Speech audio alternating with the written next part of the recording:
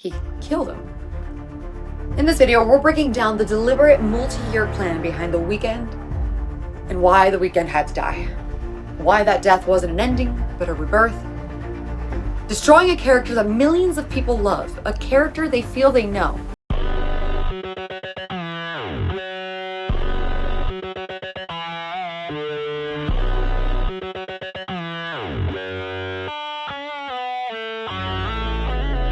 So for 14 years, the persona of The Weeknd dominated modern music.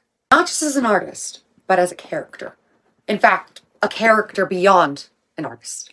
Abel Tesfaye created a dark, mysterious anti-hero that audiences didn't just listen to, they followed. Myself included. A character built on excess, loneliness, self-destruction, and it worked spectacularly, actually. But after more than a decade of chart-shattering success, Abel did the unthinkable. Is an insane creative and financial risk. But what happens when that character isn't just part of the brand? What if that character is the brand? That he didn't want The Weeknd to be his brand, but it became his identity. And for over 10 years, Abel Tesfaye's entire music project as The Weeknd revolved around one central figure, a toxic, hedonistic anti-hero who lived for the night. And it wasn't a gimmick. It wasn't an era. This character was a narrative engine behind everything. However, over time, it became less Abel and more of The Weeknd persona. We watched him rise from a faceless voice on the internet back 2012, before he performed at the Mod Club, that first performance, to a global pop icon. Then across 3 perfectly interconnected albums, Abel executed the boldest move of his career. He killed him. And this wasn't a quiet retirement. It wasn't a subtle rebrand. It was thought out. It was calculated. From the red suit, from the fake plastic surgery back in 2020 to signify the after hours era, and everyone thought he really had plastic surgery, but it's commentary on LA and fame and all of these aspects. Yet, ironically, as he became the most famous he's ever been during this final trilogy, the After Hours, Dawn FM, and Hurry Up Tomorrow final trilogy. It was a massive theatrical, multi-year performance played out on the world's biggest stages. He would ironically be talking about trying to escape from LA, and then he becomes the #1 artist. Blinding Lights breaks all the records and breaks the charts and yada that the third. And it's just like the irony behind the music, the fame, and how one moment, which I was able to experience with him, changed his entire trajectory and the entire future of The Weeknd to the point where he is dead and gone. This is not just me being like the narrative, oh darn, this is probably his last album. No, I'm saying that he actually theatrically created an ending to the whole arc, to the whole story that is The Weeknd, to the point where if you actually listen at the end of Hurry Up Tomorrow, the title track and the final track of the entire discography and of the most recent album that came out a year ago. If you're watching this, happy 1-year death to The Weeknd. It's another calendar year he's not here. But there's 3 trilogies in this discography. There's 3 trilogies. There is a video coming soon on how the 3 trilogies happen to mirror the Triforce. It's Zelda. I'm not kidding. It's coming soon. Yeah, it's coming soon. So think about it. An artist that started in 2011 because of a YouTube video. If we had heard his voice, his clear similarity to Michael Jackson, then we would think it's AI. We were blessed with this weird time in life when we managed to find some Canadian celebrities online. But what made him decide it's time to let go at the peak, at the highest, and give The Weeknd closure? So to answer that, we have to go back to the beginning, to the moment the monster was born. Before stadium tours and Diamond Records, The Weeknd was a ghost. Actually, I remember all that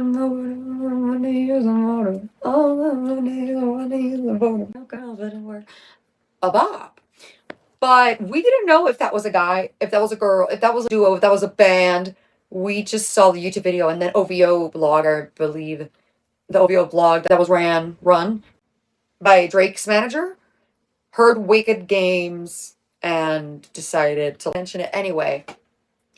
We'll get into the lore later, but In 2011, Abel uploaded 3 mixtapes for free. House of Balloons, Thursday, and Echoes of Silence. 2011 through 2012. Together, they formed Trilogy, right? A 3-part tragedy that establishes the psychological DNA of the character that is The Weeknd. Here's the key thing about Trilogy. It's not about partying. It's about disassociation. The character narrates his life from a distance. Like he's watching himself fall apart instead of stopping it. There's no moral lesson. There's no warning. There's no redemption. The sound itself is unlike anything that we had heard at the time, to the point where he actually did create a subgenre of music. Dark R&B, haunted strip club vibes. So The Weeknd is so cynically aware of his toxicity in the original Trilogy that he doesn't say, like, this is bad. He just documents. And that's what made it unsettling. The mask worked until it didn't. House of Balloons feels like finding someone's... Oh shit, sorry, like my dog's name is Surprised. Anyway, it's like finding someone's diary mid-collapse. High for This is the first track we ever hear, and it lays out basically the rest of what you can expect. Maybe you want to be high for this. And it's crazy because with The Weeknd, he lays the rules immediately. We had never heard him. He popped out of nowhere. To him, relationships are transactional. Intimacy, conditional. Hugs are everything. He only wants it when he's coming down. Socially, it feels like overhearing something private, but also like you're in an empty void or space. I don't know how else to describe it. Warped samples, there's foggy reverb. This was before it was remastered, redone as Trilogy. It was just a SoundCloud mixtape. And vocals are so good. It feels intimate, but it feels distant at the same time. It's like he's letting us into his psyche, but also is too busy disassociating to make the progress. He sounds unaware of the audience. He sounds like he's just singing. So House of Balloons, Last Table Girls, one of the best songs ever, becomes a blueprint for the entire persona. This is the 3rd song into his entire discography. 3rd song in. And the 3-minute, 30-second mark, I know it off the top of my head, baby, because of how many times I've rewound and waited for the House of Balloons to transition to Glass Table Girls, where it just goes 707 out. Oh my god.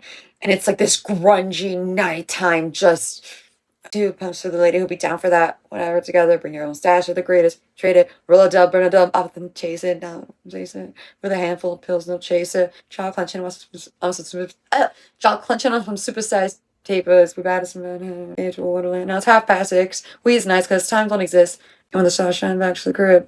The high comes first, then the crash. I always want you when I'm coming down. The party is bait. The wreckage is the story. On Wicked Games, love and pain aren't even emotions. They're tools and survival mechanisms. He is literally self-destructing already. He's already his own worst enemy. He leaves his partner and then craves to be told that he's loved by a woman of the night. And Valerie isn't love. She's controlled. He keeps people close so they can't leave, then resents them for staying. And by the time we get to Echoes of Silence, Valerie being from Thursday, the character is empty, exhausted. His cover of Dirty Diana feels less like an homage and more like a plea. And I think that's also why he called it DD, begging fame not to consume him yet. But by the end of Trilogy, the monster's complete. He fears abandonment and causes it. We know this already to be true because at the end of his discography, 9 albums later, 3 trilogies later, and an EP later, he literally ends with Hurry Up Tomorrow, the track, saying that he's just trying to fill a void that his father left. The growth in this man! It's incredible. But before he got to that point, he feared abandonment, but he caused it. He chases highs to multiply the sadness. And worst of all, the world rewards him. The mask worked until it didn't. When The Weeknd goes mainstream, the wound doesn't heal. It gets paid. Starboy is a coronation, basically, pretty much. I know Beauty Behind the Madness 2015 really catapulted him, especially with the 50 Shades of Grey feature, all of those things. Absolutely killed it. And Kissland, let's not forget the iconic Kissland, which begins the 2nd trilogy. So the 2nd trilogy begins with Kissland, goes on to Beauty Behind the Madness, and then goes on to Starboy. This is the 2nd trilogy of his discography. And it's all how fame is corrupting. And the corruption and the dark Weeknd that sucked to like his deep aspects of the persona of The Weeknd. And he even already has explored the concepts of killing himself previously. Like, if you remember, like, Starboy music video begins with Abel from Starboy killing Abel from Beauty Behind the Madness with the hair. Abel himself said it, that when he realized that people recognized him for his hair, well, that wasn't paraphrasing, I'm paraphrasing. He shaved it, and that's why he got that shorter look. And it's just crazy to also be growing up with someone and see them turn out so well and give closure to a part of themselves and do so cinematically, do so at the peak of their career, and be able to just end it on their terms. We're not ending it because someone died. We're not ending it because they fell off or they got canceled or there was some drama with them or they just decided to quit music randomly. No, we got a full discography. And not only did we get the full discography, we lived it with him. As he was going through the height of fame, we were living it with him. As he's talking about how the fame has hurt his relationships, how he's lonely, how he hates loneliness. Bruh, The Weeknd at that moment is when the Bread Blazer and he's hitting the charts. He has hit the world records. He's the male T-Swizzle. We are not talking about The Weeknd's music as much as we are talking about Taylor Swift's music. And trust me, that was my first concert ever. Speak now, Taylor Swift. I'm just saying, it's a different crown, okay? Queen, he's a king. I'm just saying we're not giving enough attention where attention is due. Because by the time that Starboy comes around, we see him, and this is important, we see him killing his older self in the beginning of the music video, and then proceeding to find a neon pink, and proceeding to destroy a whole house with the neon pink cross. We don't pray for love, we just pray for cars. Like, made his emotions known about his religion, his religious feelings, whatever. But in the second trilogy, the hero becomes global property. The character learns a very terrifying truth. The darkness isn't punished, it's profitable. The era opens with a murder. In the Starboy music video, a new polished Weeknd suffocates his old self, like I mentioned. But this isn't growth, it's escalation. Mystery becomes ego, pain becomes a spectacle. Look what you've done sounds like a flex, but it also sounds like blame. Like he's pointing at us and he's like, you asked for this, you made me this way, all of that shit. The album swings between emptiness and longing. Party Monster is Trilogy with unlimited money. Like, you reveals a crack, a desire for connection he doesn't know how to keep. And I would honestly say that Die For You is the equivalent of Echoes of Silence from Echoes of Silence, and The Knowing from House of Balloons, and yeah, in Echoes of Silence, the track, it is so sad. No one talks about how sad he's like in his like vulnerable voice, and it's the one that ends the trilogy. He didn't even know that he'd be out here making other trilogies. Die For You, it's the vulnerable one. It's the one that we're like, oh my god, that's the person that's really beneath the music. And then when it goes to I Feel It Coming at the end, love arrives. He turns to stone. In that music video, we see that visually. He's untouchable. He's frozen. Destroyed not by violence, but by stasis. Shout out Breath of the Wild! Woo! And comes. My Dear Melancholy, comma. If you're EXO, you understand why I said the comma. You know why I said the comma. You know why I said the comma. Yo. This came out in 2018, and boy, did we not see it coming. It was a post-Selena release. It was about, like, a year and a half after Starboy? Yeah, a year and a half after Starboy. And he just told us, I'm dropping an EP. That's where we got Call Out My Name. That's when we got from Starboy to a humble down. Not a humble down, but like now music is my catharsis. And how I'm going to tell the story is catharsis. Because broken a heart too many. Been broken too many as well. The pop armor, it disappears. The darkness returns, but the voice is older now. It's learned. It's not mythic suffering. It's an emotional collapse over 6 tracks. The persona becomes human, and that's what breaks him, because the mask worked until it didn't. Comma. After My Dear Melancholy, the character doesn't heal. In fact, I even made a whole video on my YouTube channel about how My Dear Melancholy is actually a prelude to the After Hours trilogy and kind of a little bit of a red pill, blue pill perspective. But anyway, After Hours is hell. It's not fire and demons. It's repetition and self-awareness without the change. The red suit becomes a uniform. The red for desire, the red for sin, red for blood. It also had a color motif.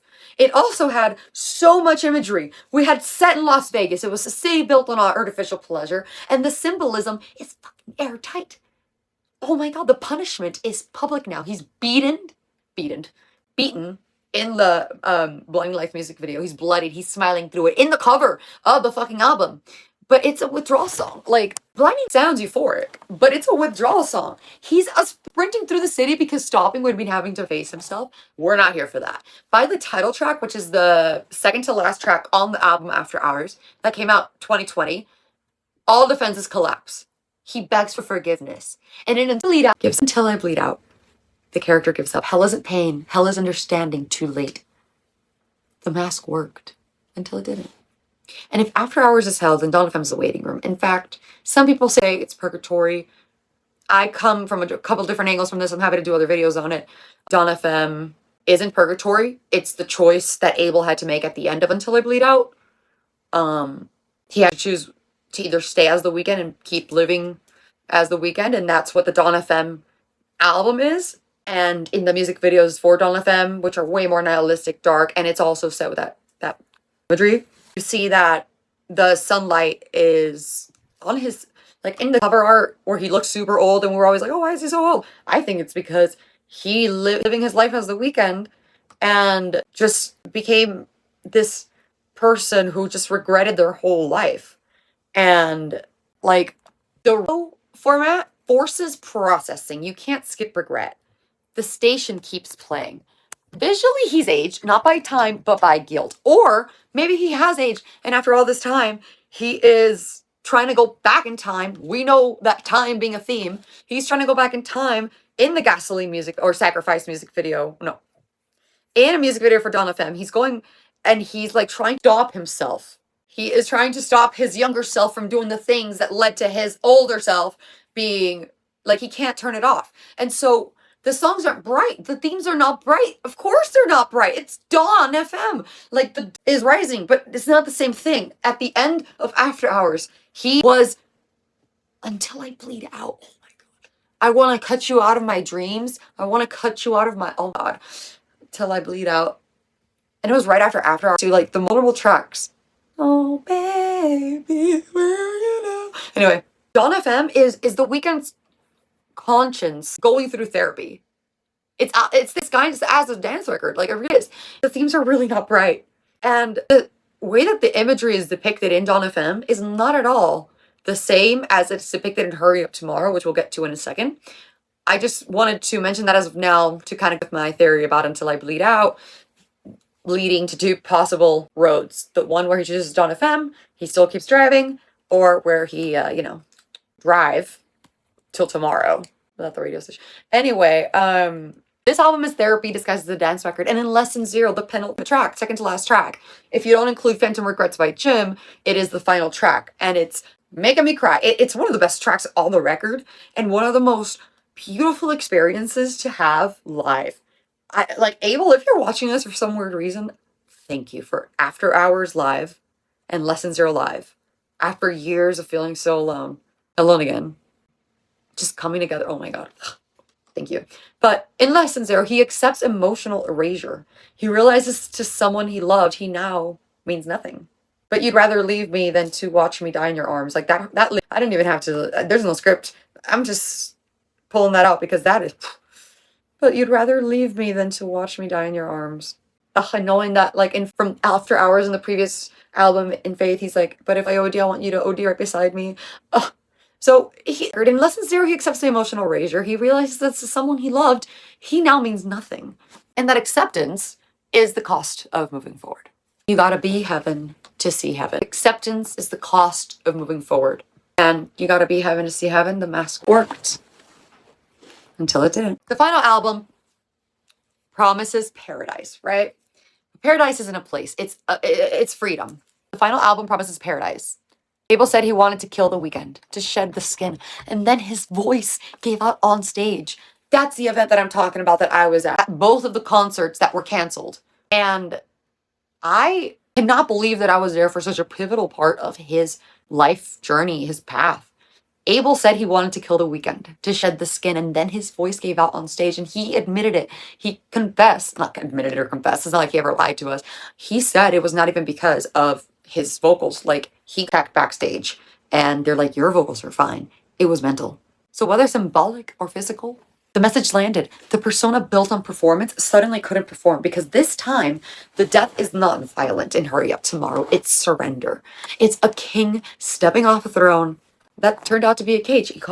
He mentions a gilded cage in... Actually, he mentions the gilded cage, I think, in Hurry Up Tomorrow. But if we even call back to Kissland, right when he got famous, the song Professional, his teacher track, oh my god, it's incredible. He's... that this freedom was here in this cage all along. But a king stepping off a throne because he realized it was a cage and then doing everything to be reborn. The mask worked until it didn't. So I did Abel Tesfaye kill The Weeknd because the character became a prison made of platinum albums and expectations and drug-fueled binges and a life that just conducive to the person that Abel was becoming. Abel, the person that back in House of Balloons he could relate to, but he was evolving. He was so aware enough to be aware of how fame has impacted him. Yet we know how famous this guy is. And do you see any interviews aside from the Hurry Up Tomorrow movie interviews or the Zane Lowe 2016 Apple interview? Nope.